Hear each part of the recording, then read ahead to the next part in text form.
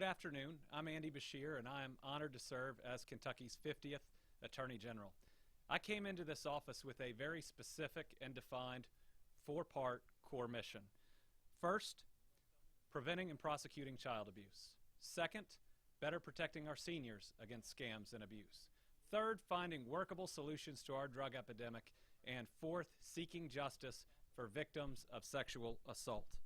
Today, we are making a great stride in seeking that very justice.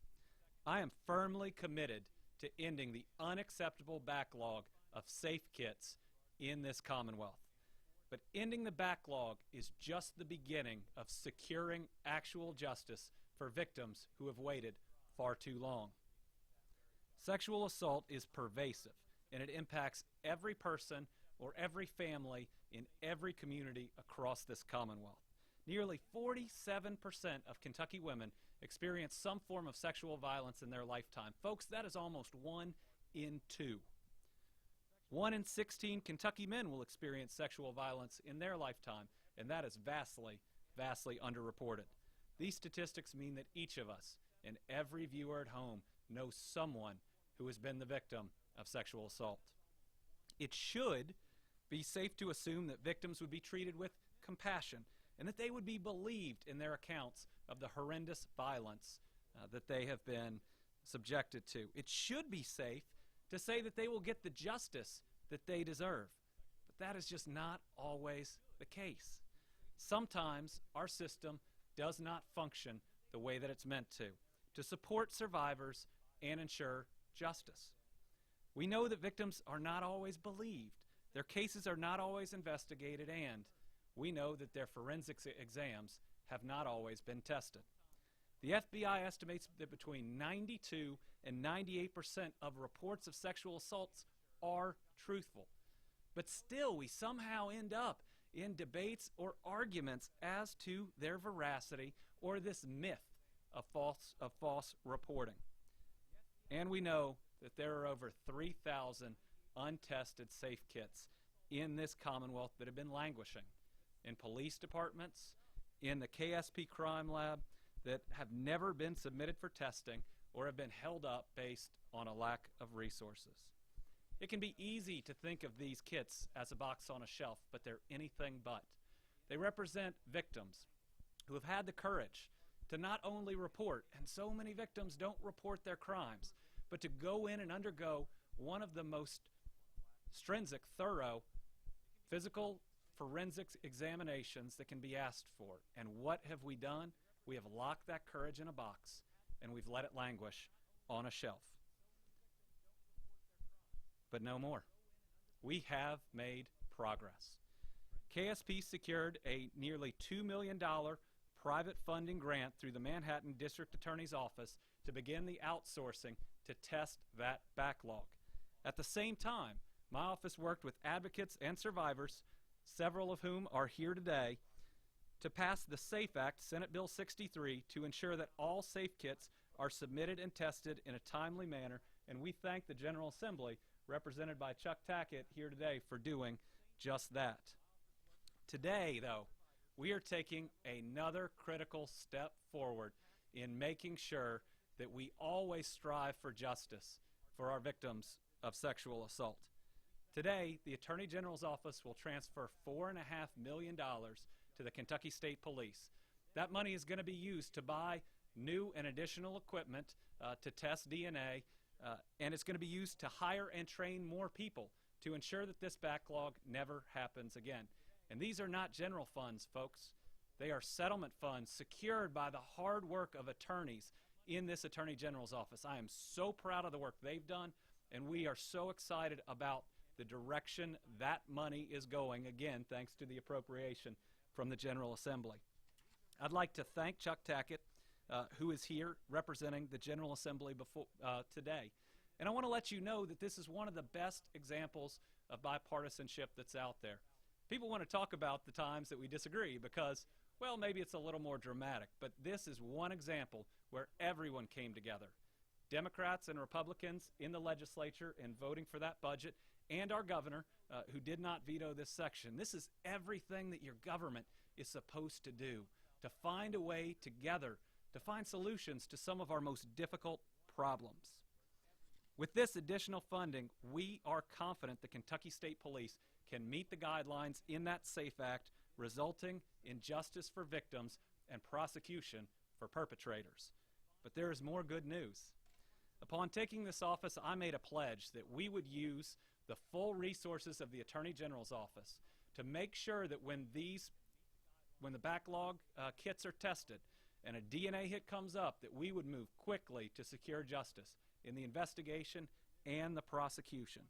Today, I'm announcing we're going to fulfill this commitment agreed to by a General Assembly appropriation to use an additional $1 million over the next 2 years in our Department of Criminal Investigations for the investigation and prosecution necessary to move with all deliberate speed in securing justice when one of those DNA hits come back. DCI is represented here today by John Moberly, a former Kentucky State Police lifer who was a lieutenant in the Kentucky State Police, who is now the commissioner of the Department of Criminal Investigations. He will make sure that we work every single hour that we need to, that we spare no expense in terms of time and in effort to make sure that these victims don't have to wait one more day than they should for that justice. And I promise to continue to fight for victims and survivors of sexual assault through legislation, law enforcement, and any other means at our disposals. And we will never rest in our laurels. We will continue to move the goalposts. You know, today for me is a bit of a dream or a prayer come true. It's the intersection with me between the two things I do in my life. I pursue this mission and I raise my kids. And because of those two things, I say pretty much the same prayer every night that as it involves me. Number one, that I'm around long enough to watch my kids grow up and raise their own family. And number two, that I have the strength to build the type of state that they deserve. Thanks to the General Assembly and these advocates today, I feel like we've taken a big step towards building that state.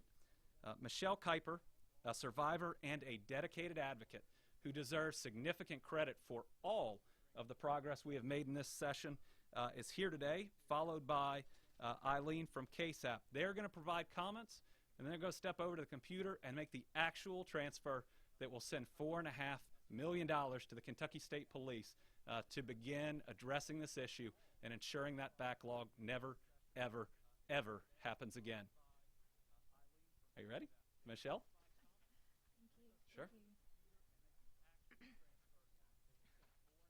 Thanks everyone for being here today. As he said, my name is Michelle Kuiper, and I just wanted to say a few words. 3,090 untested safe kits have been found in Kentucky. Let me say this another way. 3,090 victims of rape. 3,090 people are waiting or do not know what happened to their rape kits. These are kits filled with DNA from their crime scene. The kits are filled with DNA from their body, which is skin, hair, fingernails, blood, semen, or saliva, which law enforcement has a much better chance of finding than fingerprints. 3,090 victims gave up that DNA in hopes for justice. Just because victims of sexual violence are not a gunshot wound does not mean that they are not an emergency. I should know because I'm a survivor of a horrendous crime in the 90s. I know what it's like to wait for justice. I reported my crime, and I did the kit, and I'm glad that I did it. The new SAFER Act law and the money from the Attorney General's office will hopefully allow for victims to receive justice sooner than 17 years. That I had to wait for my perpetrator to match my kit and be sentenced to prison. These 3,090 victims are only the ones who had the courage to report it and do the kit. For many reasons, victims cannot report it. My hope is that this new law in place and reform will allow survivors of future crimes like these feel empowered to report their crime. It took a lot of people that were not desensitized to this subject and that wanted to do the right thing for victims of sexual violence. As a survivor that spent this last year advocating for victims of sexual assault, I want to thank every single person that was passionately championing this bill and all who worked leading up to the SAFER Act, because rape can absolutely happen to anyone. I don't want to point fingers for the past. I want to look forward to the future and how we can help survivors, really victims of these crimes, become survivors. Because it's not only the victims, it's also their families. It touches everyone it happens to. Because one kid, one survivor that's waiting for justice is one far too many. Thank you. Thank you. Eileen? Thank you. My name is Eileen Rechtenwald. I'm the Executive Director of the Kentucky Association of Sexual Assault Programs, which is the association for the 13 state-funded regional rape crisis centers. I'd like to give you a more global assessment. Michelle just gave you the personal assessment of why the SAFE Act is so important, and one that I don't think even we who worked on the bill fully realized as we were passing it. For the last 40 years, the rape crisis centers and the legislature have invested in the rape crisis centers. They've been building their capacity to provide services to individual victims of sexual assault and their families and friends. A whole new body of research over that 40 years has been developed in regard to the most effective methods of treatment to reduce the effects of trauma. The practitioners at the centers have all been trained on new, groundbreaking treatment methods to quickly and effectively reduce the pain of trauma, so victims no longer need to spend years in therapy. In recent years, KSAP has done a great deal of work on preventing sexual assault before it happens, and has conducted research with the University of Kentucky to find the most effective way to prevent sexual assault, primarily with the high school population. Through this research, we have learned that prevention is possible and that everyone can become an active bystander using the green dot strategy, which is what we researched. And it's proven to be effective in reducing sexual assault by 50%, which effectively reduces the number of victims that come through our doors, making Kentucky a safer place to raise our children. But there is another way to prevent sexual assault, and that's by prosecuting rapists. The SAFE Act will give Kentucky prosecutors the tools they need to identify those perpetrators who have, until now, successfully been invisible, who thought they got away with rape, because up till now, they have. That stops now. This legislation puts protocols in place that finally puts the responsibility for rape where it belongs, on the offender. Prosecution is a tool that can be used to effectively stop offenders from acting, making a statement that sexual assault will not be tolerated in Kentucky. This legislation makes that statement loudly and clearly. It is my hope that victims will hear that loud message as well and report and get an exam. You may protect someone else from what you have experienced. Thank you to the legislature for the passage of a good law. I think we may not realize the full breadth of its effects for years to come. You want to push the button? And now we invite Michelle and Eileen over, and we're going to make the actual fund transfer. No big check, the actual transfer. So after Michelle presses this, Kentucky State Police will have $4.5 million to make sure that this backlog never happens again. Here we go.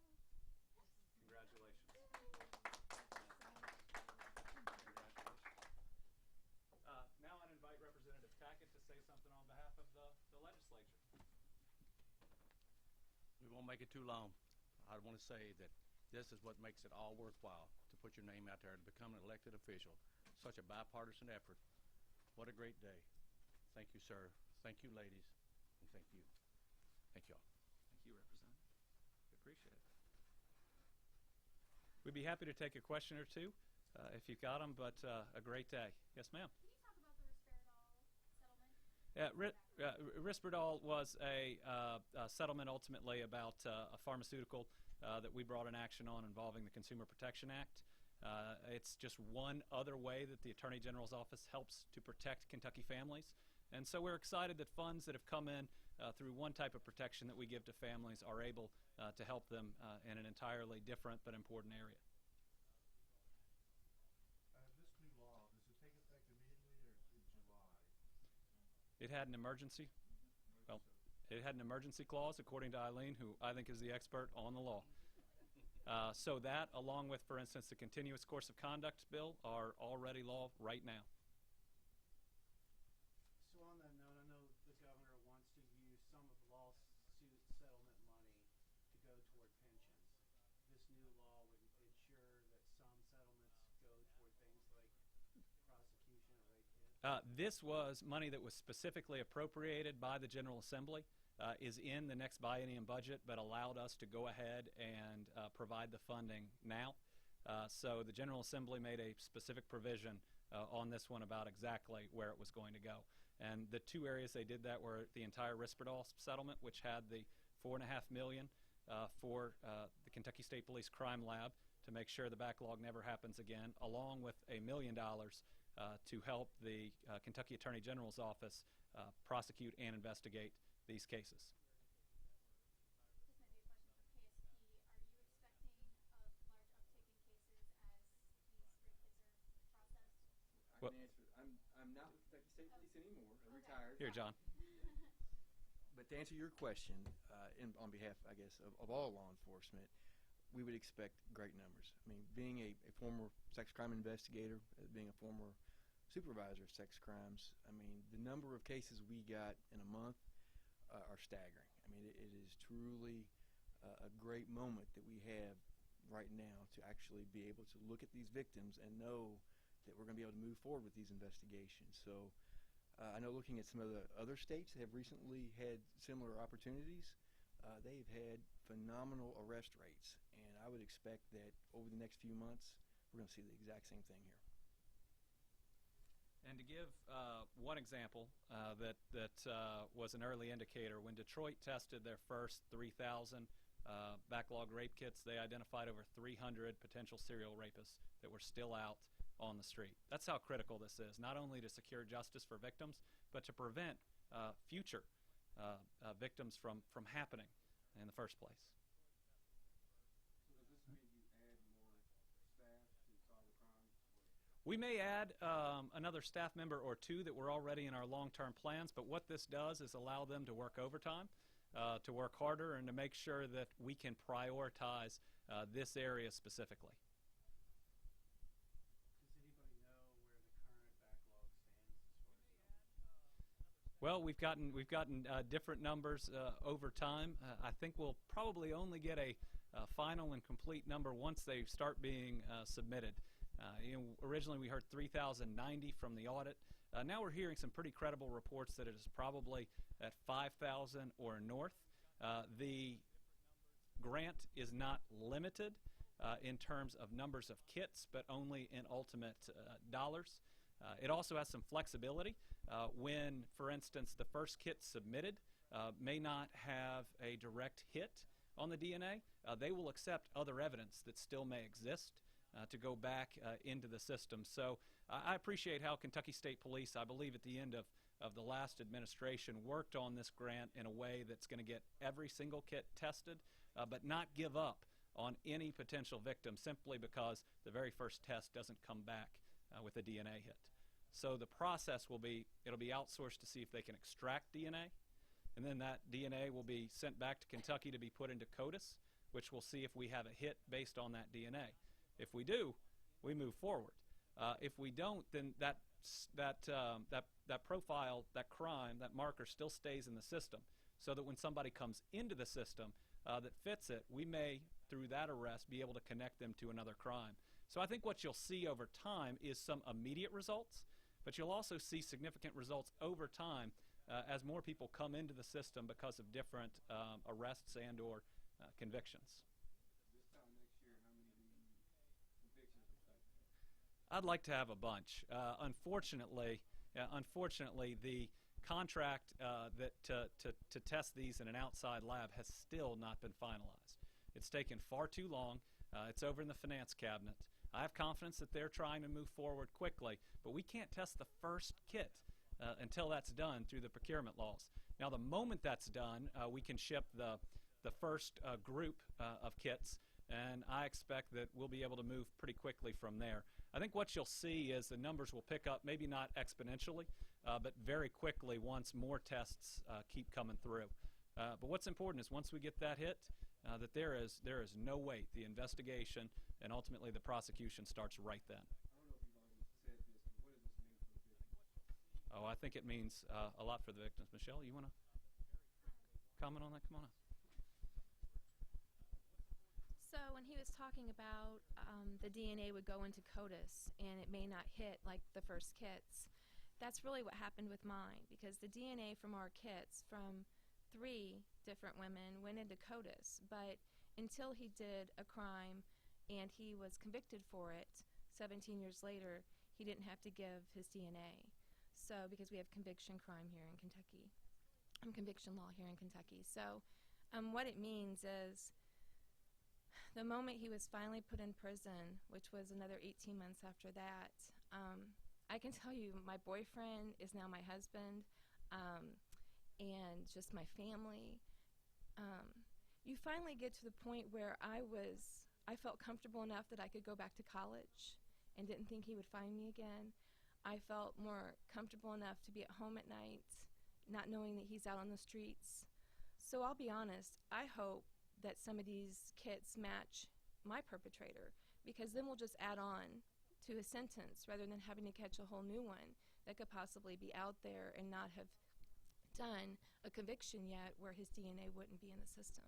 So it means everything to you, your family, your loved ones, everyone that it touched. It just makes you feel safer to know that they're not on the streets anymore. Thank you. I think the other thing that it means is going forward, there will no longer be delayed justice. That no one should ever have to be a part of a rape kit backlog here in Kentucky again.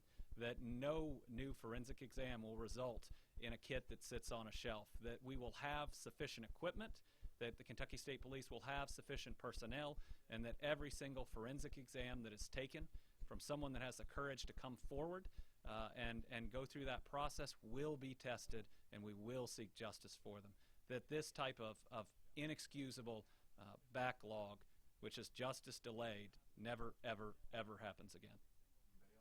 I didn't understand there are some kits are not being tested now because of a contract and finance.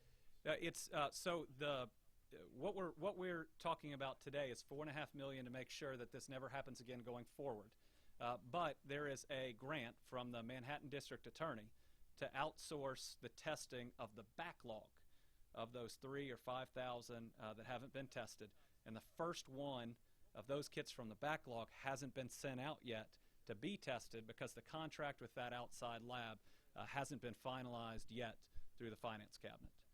Now, we have procurement rules. They're important. My hope is that finance is moving with all deliberate speed, and I hope they get that finalized as soon as they can, because we can send out the first group of kits almost immediately once that's done. The funding is there. It's just that contract we're waiting on. Yes, Nick.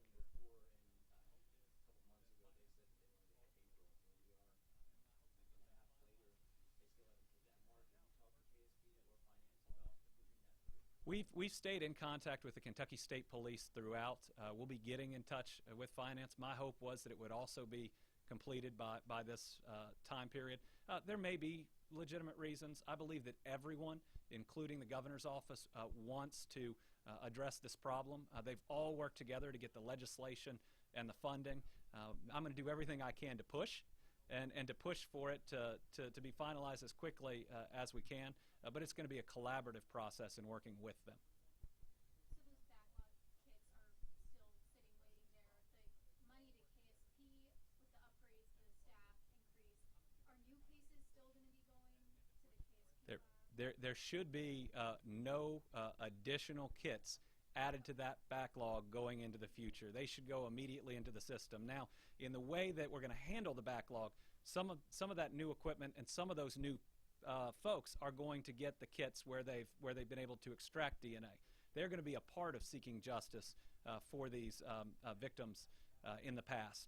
But what today most definitely is an end to any backlog from now going forward, and making sure that this never, ever, ever happens again in the Commonwealth of Kentucky. We should have never let it happen in the first place. It's happened all over the country, but enough is enough, and with Michelle's transfer, I think it ends there. Thank you all very much.